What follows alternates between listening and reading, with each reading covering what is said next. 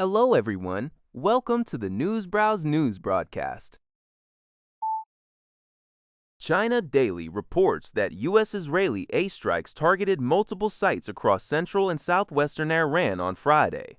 Key nuclear facilities, including a heavy water research reactor in Kandab and a yellowcake production plant in Yazd province, were hit, while Iranian news agencies, Fars and Mehr, reported no casualties or radioactive leaks at these nuclear sites. The Atomic Energy Organization of Iran confirmed the attack on the Kandab reactor. Separately, Iran's IRNA news agency stated that 2 individuals were killed and 2 others injured in strikes on a cement plant in Fars province. Additionally, 2 steel plants in Isfahan and Khuzestan provinces were also subjected to U.S. and Israeli attacks. These latest incidents are part of a broader, nearly month-long conflict involving the U.S., Israel, and Iran, which began on February 28th, with heavy fighting persisting and no breakthrough towards a ceasefire.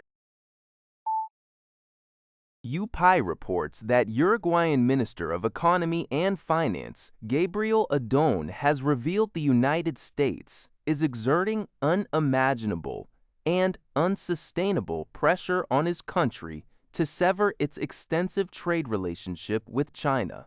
These remarks, made at a private meeting with business leaders and reported by the local weekly Bustigado, highlight Washington's daily attempts to influence Uruguay's foreign trade policy. China has been Uruguay's primary trading partner for over 14 years, accounting for approximately 26% of its exports, including beef, soybeans, and cellulose. Adon indicated that non-compliance with U.S. demands could lead to a deterioration of Uruguay's trade relationship with the Trump administration.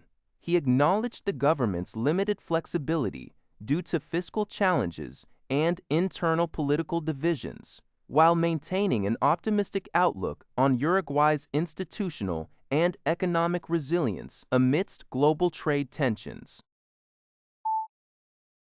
A former commander of Iran's Islamic Revolutionary Guard Corps, Hossein Kanani Mokaddam, told NHK in an online interview that U.S. President Donald Trump is buying time for the deployment of troops to seize islands in the Persian Gulf. Mokaddam commented on Trump's second postponement of U.S. attacks on Iran's energy facilities, suggesting it indicates the U.S. is not ready for a ground operation or to capture the islands. He issued strong warnings, stating that American ships attempting to pass through the Strait of Hormuz would be targeted and that mines would be placed throughout the strait and the entire Persian Gulf, rendering traffic impossible for 5 years.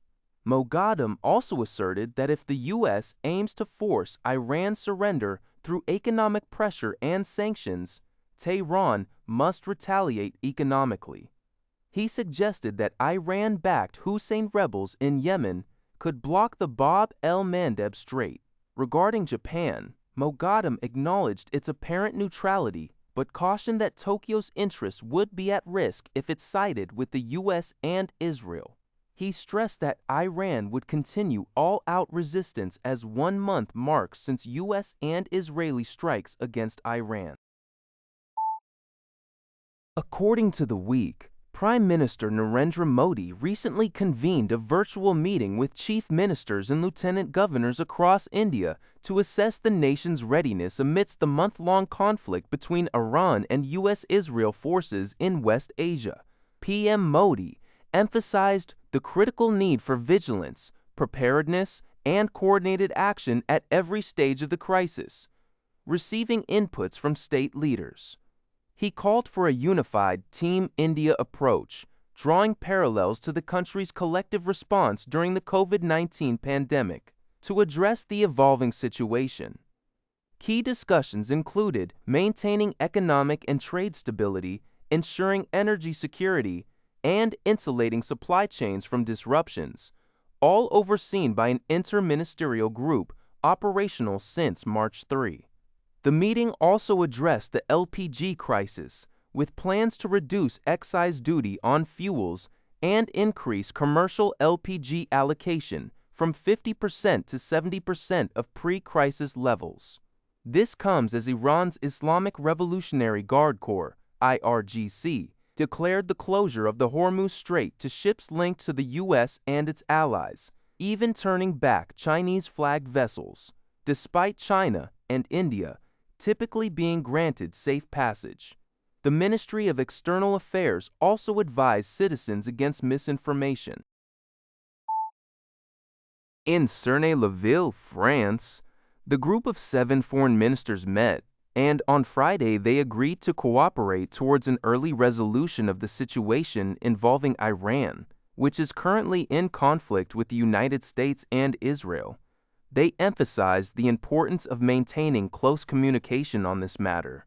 Additionally, during their 2-day meeting, the ministers affirmed their commitment to ensuring stable supplies of critical minerals and working towards a just and lasting peace in Ukraine, which has faced invasion by Russia. U.S. Secretary of State Marco Rubio, participating on the second day, provided insights into the Iran situation, noting the global interest in the potential reopening of the Strait of Hormuz, a key oil transport waterway effectively blocked by Iran. However, Georgi Press reported that a joint statement is unlikely to be adopted due to ongoing disagreements among G7 member countries on certain issues. That's all for this video. Thank you for watching. See you in the next video.